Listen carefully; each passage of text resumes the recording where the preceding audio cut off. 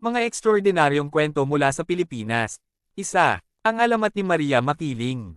Ang misteryosong diwata ng bundok Makiling na madalas inilalarawan bilang isang magandang babae, ay sinasabing nagpapakita sa mga manlalakbay at ginagantimpalaan ang mababait habang pinaparusahan ang masasama.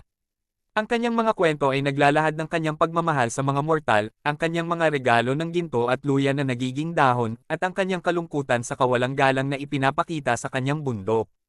Dalawa, ang lungsod na naglaho, Biringan. May alamat tungkol sa Biringan City, isang nakakasilaw na lungsod na nakatago sa malawak na kagubatan ng Eastern Samar. Sinasabing ang lungsod na ito ay hindi nakikita ng karamihan, lumalabas lamang sa mga pinipili nitong magpakita. Ang mga naninirahan dito ay madalas inilalarawan bilang elegante at malaibang mundo, at marami ang mga kwento ng mga taong hindi sinasadyang napadpad dito at pagkatapos ay naglaho ng walang bakas.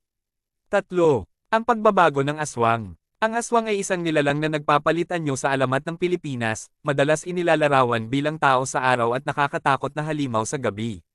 Nag-iiba-iba ang mga kwento, ngunit madalas ay kinasasangkutan ng aswang na humihiwalay sa kanyang pang-itaas na bahagi ng katawan upang lumipad at manghuli, o nagbabago sa mga hayop tulad ng aso o baboy. Ang mga kwentong ito ay nagsisilbing parehong nakakatakot na babala at paliwanag para sa mga hindi maipaliwanag na pangyayari. 4. Ang kakayahang magpagaling ng babaylan. Bago dumating ang mga mananakop, ang mga babaylan ay mga espiritual na pinuno, manggagamot, at tagapag-ingat ng kaalaman ng mga ninuno sa mga komunidad ng Pilipino.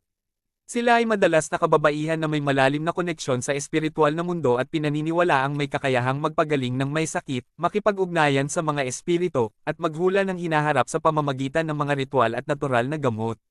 5. Ang engkantadong balete tree. Ang mga puno ng balete ay madalas na itinuturing na sagrado sa Pilipinas at pinaniniwalaang tirahan ng mga espiritu at mitolohikal na nilalang.